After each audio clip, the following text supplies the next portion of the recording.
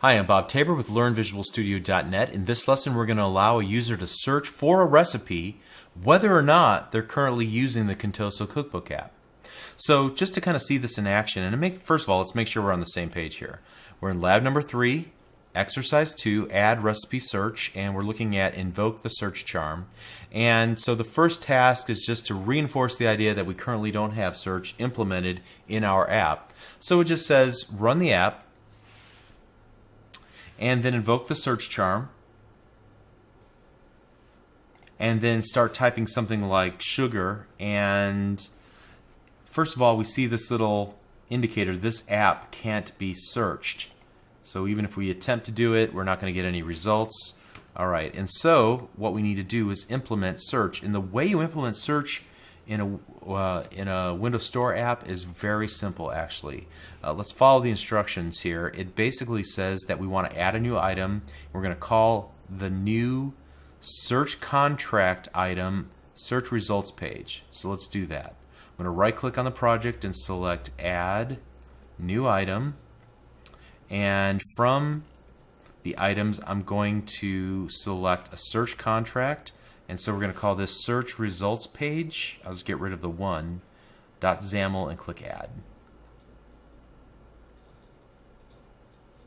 And so this search contract template makes it easy to create a search results XAML page consistent with the look and the feel of all Windows Store apps. It's also going to allow the user to filter the results by group name, and we're going to see how to wire all that and get that working as well.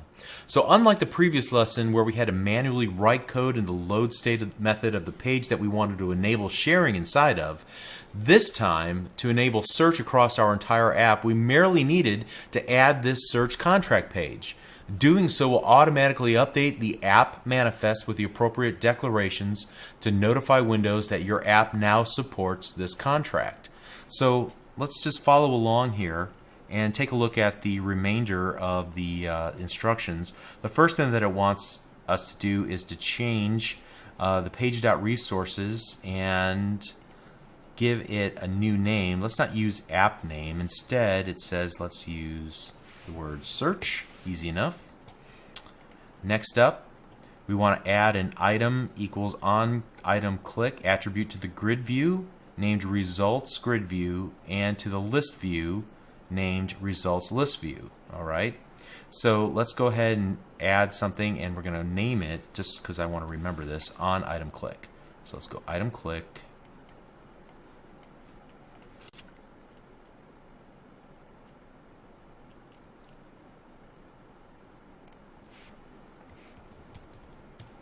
And I'm going to paste in the name of that method, and I'm going to do the same thing here in this list view as well. And then, just to make sure we have it right, I'm going to navigate to the event handler. All right, there we go. Very good. And so the next thing that we want to do is add the following method to the search results page class to navigate to the recipe. Okay, we've already done that, so I'm just going to copy out the bits that I need here. Control C, and I'm going to paste them here. All right. So this will navigate to the page showing the recipe that was clicked. All right, and you can see that the next instruction is that we want to add this using statement because the recipe data item is not recognized at the moment. So we can do it one of two ways. I can either copy and paste it, or we know the old trick, right? It has a little blue line underneath the R in recipe, and I can just click it, get the drop down arrow, and we can add the using statement automatically, and that seems to do the same thing. Great. And let me just take a brief aside here. Remember that we talked about this second parameter of the frame.navigate method. Well, you can pass in a navigation parameter. Now in this case, we're passing the unique ID from an instance of recipe data item, the instance that the user clicked on from the search results page. This is a very pliable way to send objects or collections of objects between pages in your app. Now in this case, we're simply grabbing the item that was clicked on, that was passed into this event handler, namely this item click event args E, and then grabbing the item from its clicked item property, and that property will be sent out as an object, and so we're going to need to cast that to the strong type recipe data item. Then we grab off the unique ID, which is just probably like an int, I can't remember. But you can pass anything here, not just simple types.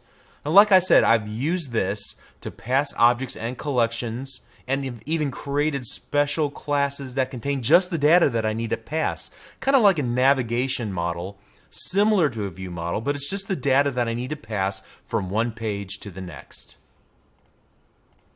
Next up, we want to add the following field to the search results page class. So we're going to create a private member called results. It is of type, it's a dictionary. So given a key of type string and a value of type list of recipe data items. All right. So let's go ahead and do that. Put that at the very top of our search results page.xaml.cs. So we'll put it right here. And so this is a collection of recipe data item collections representing the search results. Okay. And so the next thing then is that we want to, I guess, populate that. So we're going to grab this code and we're going to place it before the comment that reads communicate the results through the view model in the load state. So we're going to place it right here. And you can see we are modifying this filter list. The filters will be things like all items or any of the individual groups like Chinese, French, and so on. Okay, and it gives you a nice note to explain how this works here. And just to kind of clarify here, what's going to happen is we're going to look through every group and then look at the items inside of every group. And for each item, we're going to see if it contains, if the title or the directions contain the word that we're searching for, sugar or whatever we type in. And if it does contain it, then we want to add those to all items. So in the all category, we're going to add the given item that we found, and also we're going to add it to this items collection that will be used to show how many items that match the criteria were found in a given group. Okay? All right, and then it says find the filter selection change method and add the following statement to the if clause right after the to do. So let's look for this. The filter selection changed. Here we are, and right after the if statement, let's make sure we have the right place here. Right after the to do, respond to the change. All right, so I guess it wants it right there. Okay. So what's the meaning of this? Well, here we're just populating the default view model. We know what that is, right? And we're going to put into it the results that we've captured that will contain each of the groups, the group titles and the items that belong to that group that meets the search criteria. And then it wants us to modify the standard styles in the common folder, and we're looking for this standard small icon 300 by 70 item template. All right, so let's see where that's actually being used. If I were to go to the grid view, you can see that it's the item template for the grid view that displays the results. So we know how to navigate to that easily, right? We're going to go to miscellaneous, find the item template, and go to its source. And the instructions are to, actually there's several here. We want to remove the text block that has the subtitle property and change the width and height of the border and bind the first text block's text property to short rather than title. Well, we could go and make all those changes individually, but let's just go ahead and copy all this code because it didn't give us the specifics of the values that it wanted us to change, and it would just be easier to go ahead and to make those changes wholesale. And so I'm just going to highlight that code, delete it, and then paste in their code with the changes. All right. So now we're using short title, and the the border will be different and so on. All right, and so that's all we need to do at this point to get this working. Let's go ahead and run the app.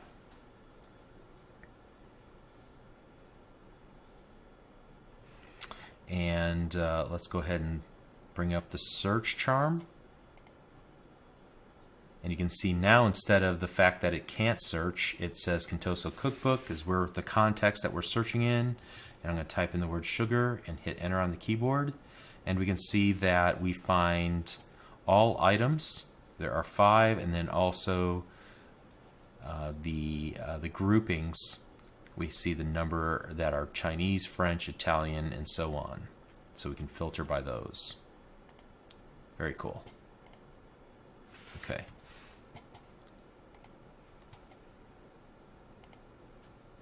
Now, before we move on and complete exercise, or task number 3 rather, I want to take a quick look at the package.appx manifest from very early on. And this time I want to open the declarations tab. And I want to point out that we see under supported declarations, search has been added on the left-hand side under supported declarations. This tells Windows to go ahead and our app can handle the search charm whenever it's selected by the user. Not only that, but in the app.xaml.cs, if you take a look, there's now an on search activated method that's been added, which will direct any search requests to that new search contract page using that frame.navigate to the search results page. So that's how the search results.page.xaml will be brought up whenever a search is performed. It's because the application object, our instance of the application object, has an on search activated event handler now, and it directs all search traffic then to our search results page. That's pretty cool. And we got all of that just by including that search contract from the Add New Items dialog. All right, so let's continue on into task number 3. And now we're going to add search suggestions so that as the user is typing in the search window, when the search charm window flies out, it will give us some spelling suggestions. All right, so to enable this, the first thing we're going to do, you can see here, is add this using statement to the app.xaml.cs for application model.search namespace. All right, easy enough. The next step is to add the following statements at the beginning of the onLaunched method, right after the call to the load local data async. All right, so let's go ahead and do that. Let's go ahead and find onLaunched and then look for right after the call to load local data async. Okay. So now this is register a handler for the suggestions requested events from the search pane. Okay, cool. And so you can see that it can't find this event handler, and that's what we're going to implement next. So let's just copy the on suggestions requested event handler, and we'll place it right here. And so as you can see, whenever the user starts typing into the search pane, our app can now handle the suggestions requested event, and we can start providing options. Here we have an array of strings that we supply with different, strings that we can type in. If any of those terms start with the letters that have already been typed into the search box, and if so, then we want to append that query suggestion to the list of query suggestions that the user sees in the search box. Okay, and so it asks us to go ahead and start, and we'll type in start typing sugar and see what we see. Okay, so here we are. Let's go and get the search charm opened up. And now I'm going to type SU, and you can see it gives us search suggestions. That is a very neat feature, and it cost us very little to implement that. Okay, and it would be easy for us to just take an existing list or observable collection of items that we already have, and instead of using that hard-coded array of strings that we saw, to just supply that instead, and so we could provide many more suggestions. And I'm hoping to use this extensively on an app that I'm building. I'm very excited about that feature. There's one thing left to do. You know, up to this point, we've gotten our search to work only inside of our app. However, what if we wanted a user to allow a user to search from any app, but search inside of our Contoso cookbook app? So if we take a look, there's a note here that explains that if our app isn't currently running and the user types in a search and then clicks our app's name and icon in the search charm, then we'll need to launch our app and immediately display the search page and perform the search. So that's what we're going to do right now. So open up the app.xaml.cs and find the onSearch activated event. So we're already there, and let's look for onSearch activated. And then we want to add the following statements to the beginning of that method. And so let's copy them and paste them and then take a look. So I'm going to put them right here under this to-do statement. So the very first thing that we're doing here is making sure that we understand what was the previous execution state. I'm not ready to talk about the process lifecycle of a Windows 8 app just yet. That lab is coming soon.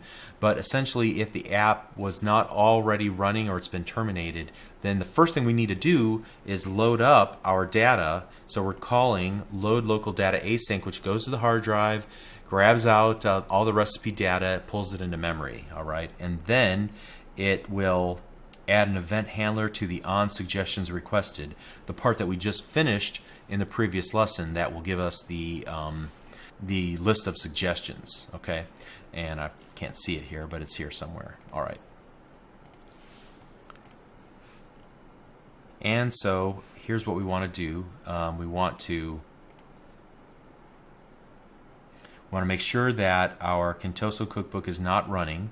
So I'm just going to right-click in the Windows bar, the task bar, and I'm going to bring up Task Manager, and I'm going to make sure that it's not currently running, and I see that it's not, so that's good.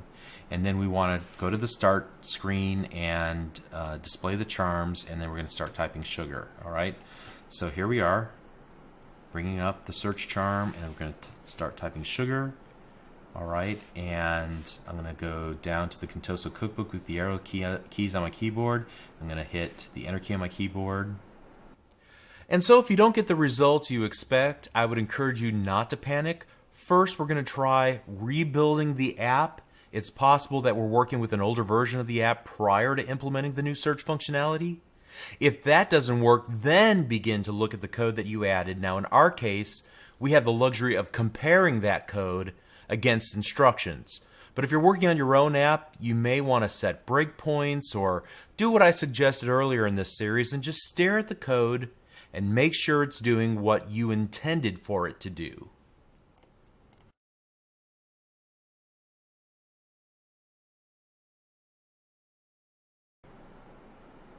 Bring up the search, type in sugar, and go to Contoso Cookbook, and we can now see the results, everything that has sugar, and we can then narrow it down as well. Very cool. Okay. So now the users of our app can search for recipes directly from the search charm without having to open up our app first. That's awesome. So next we're going to enhance our app with using more features like camera integration and the app bar. So we finished another lab. We're becoming increasingly integrated with Windows 8, and it's awesome. So let's keep pushing ahead. We'll see you in the next lesson. Thank you.